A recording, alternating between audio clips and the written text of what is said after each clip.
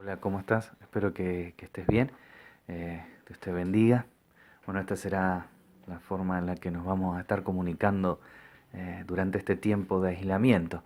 Obviamente esto no va a reemplazar eh, el hecho de juntarnos, de conversar cara a cara, de tomar unos mates. Tampoco es la idea que este video reemplace la predicación del domingo, porque no, no lo es, no puede reemplazarlo. Pero sí nos servirá para plantear algunos puntos, para estar reflexionando durante esta semana con los devocionales. Y hay una pregunta que nos tiene que atravesar mientras leemos cada devocional. Es, ¿qué, ¿qué tiene para decirnos Juan 15, la palabra que hemos recibido durante todo este tiempo? ¿Qué tiene que decirnos Juan 15 respecto de estas circunstancias? ¿Qué significa? ¿De qué manera Juan 15 le da significado a lo que estamos atravesando? Esa es la pregunta que tiene que atravesarnos mientras leemos los devocionales, mientras reflexionamos, mientras leemos las escrituras, mientras oramos.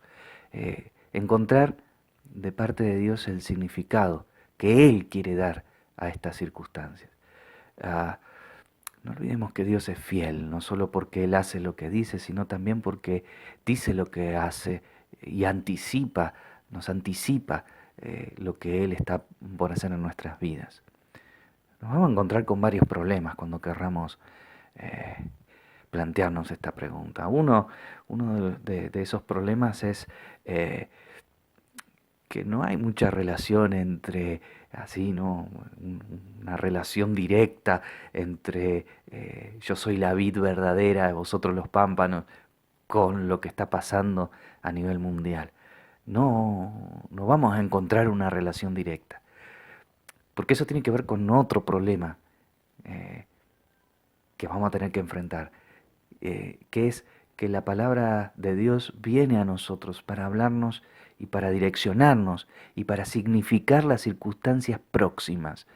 Eh, la palabra de Juan 15 tiene que ver con tu familia, tiene que ver con tu lugar de estudio, con tu lugar de trabajo, con nuestra iglesia, con nuestro barrio, quizás con nuestra ciudad, pero este permanece en mí, no le da un significado que nos cierre a la cuestión de la pandemia.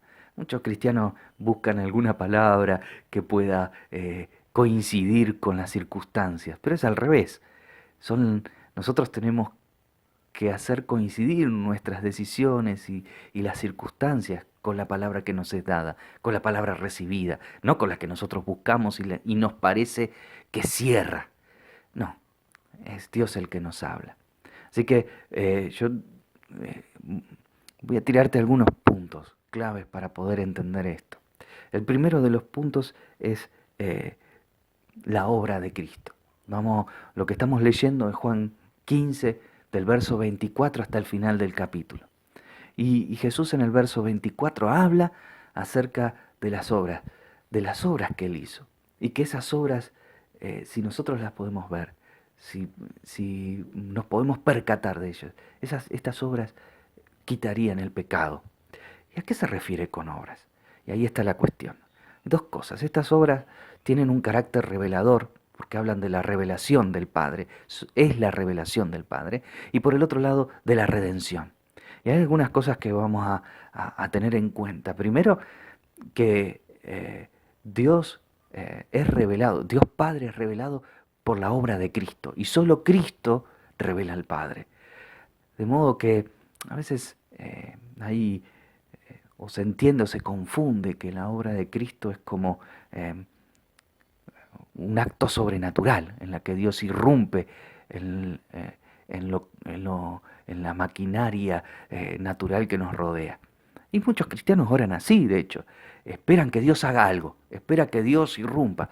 No, lo que nos revela Cristo es que Dios está constantemente en el universo, está constantemente entre nosotros, está inmerso. Él sostiene los hechos más cotidianos, Él provoca el amanecer, Él hace crecer la hierba del campo, Él hace caer las hojas en el otoño, en los actos más ordinarios. Él sustenta el universo con el poder de su palabra.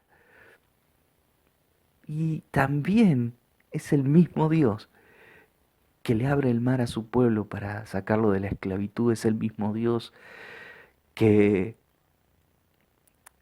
multiplica el pan, es el mismo Dios que sana a los enfermos. Si pensáramos que nosotros vivimos en una especie de máquina cósmica en la que Dios aparece de vez en cuando y para mostrar su poder sobrenatural, eso no revelaría, o sea, podría revelar quizás a un Dios poderoso, pero eso nunca revela a un Dios que es Padre. El Dios que es Padre es el que está con nosotros, es el que anda con nosotros, es el que se mueve con nosotros, es el que nos sirve, el que nos da vida, el que nos ama. Ese es el Dios que revela a Cristo. La otra cuestión es que las obras de Jesús son redentoras, salvan. Por eso Juan diferencia entre lo que es un milagro o una señal de lo que es la obra de Cristo. Son cosas diferentes. Juan lo plantea como términos distintos, porque la señal es algo que viene junto con la palabra. De hecho, una señal sin palabra no significaría nada. La señal es como que acompaña a la palabra predicada para reforzar la fe de aquel que cree. Es como un signo, es como el cartel en un camino. Ah, esa obra de Cristo tiene capacidad de redimir, tiene capacidad de limpiar nuestros pecados, tiene capacidad de perdonarnos. Así que no podría ser una señal. Una señal como por ejemplo multiplicar el pan. La multiplicación del pan no salva a nadie, no salvó a nadie. Lo que salva es el camino de Jesucristo, es la cruz, es su resurrección, es lo que Él ha trazado en la humanidad, es lo que Él ha revelado del Padre, es seguirlo a Él en ese mismo camino. De modo que nosotros no podemos pensar que la salvación para nuestros entornos va a ser un milagro. No, el milagro va a acompañar a la palabra que prediquemos y los milagros los vamos a ver y probablemente lo estemos viendo, pero lo que salva es nosotros siguiendo el mismo camino que Cristo, encaminándonos en su misma odisea, en eso de que aquel quien no consideró el ser igual a Dios como cosa que aferrarse, sino que se despojó a sí mismo y se humilló y tomando forma de siervo, ese es nuestro camino.